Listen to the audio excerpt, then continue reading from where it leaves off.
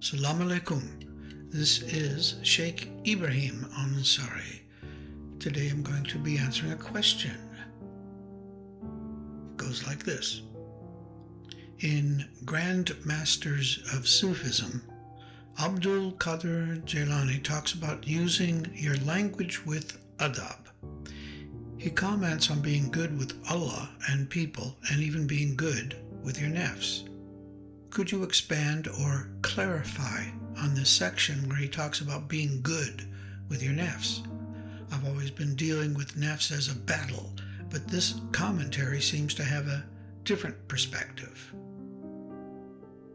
Good question. Here's the answer.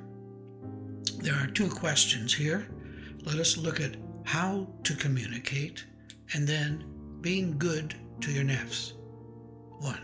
First, as in my previous article about your aql needing to be sitting on the throne of your inner world, so in this case, one needs to be aware of what is coming out of one's mouth.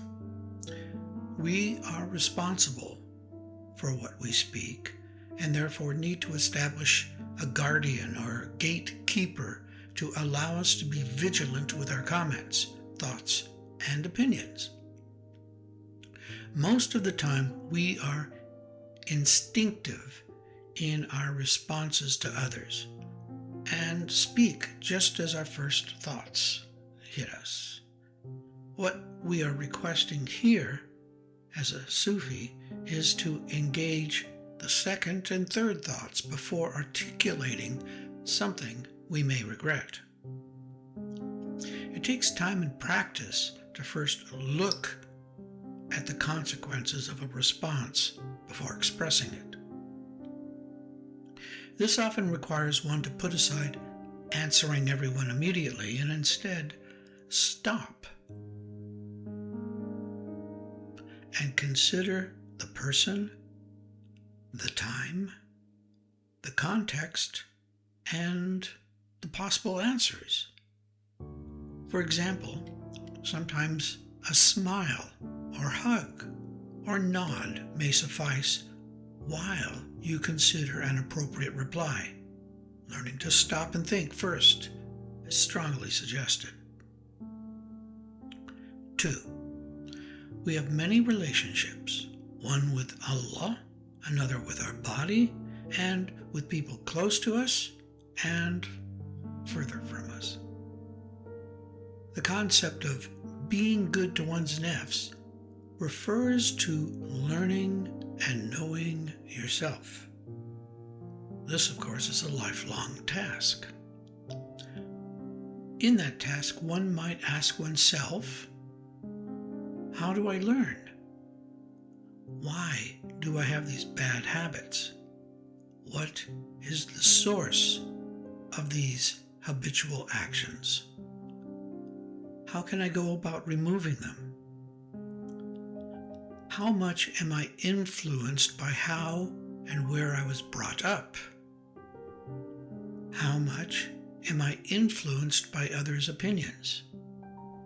How do I build on the success?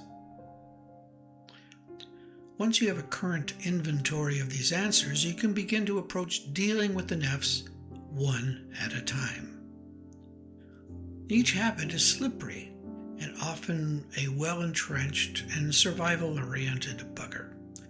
They know you very well and will slide around when you poke them. So you need to be especially smart and clever coping with these old customs. Your intention needs to be the desire to connect with Allah and your heart. Without this seed of intention, the fight can easily become just another fight, and therefore more nafs. We certainly do not want that. So, for Allah's sake, we ask His help in overcoming anything that gets in the way of that light and love. Now let's define good adab. what if it's doing that action that is most appropriate for this time and place? If that's our answer, then that is how we approach diminishing the power that we've given to our nafs. So, we're going to employ the best nafs removal agency in a surgical strike. Now, in understanding yourself, one of the things you need to know is how you succeed.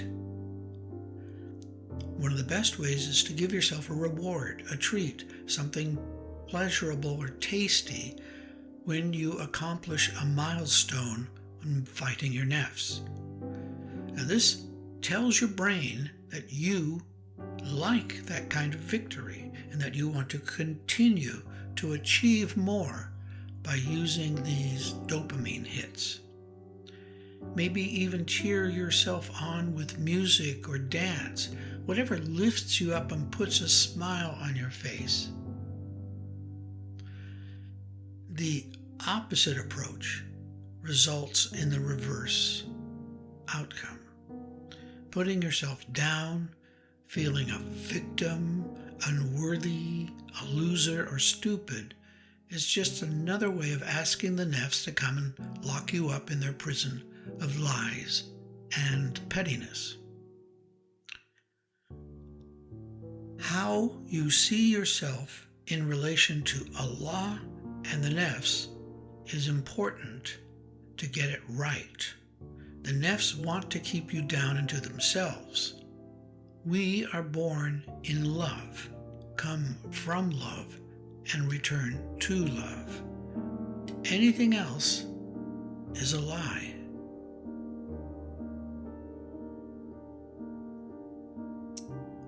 In conclusion, when you are working on breaking the habit of answering without thinking, breathe first. Think of the consequences and then answer, accepting the responsibility of your words. Thank you. Salaam Alaykum.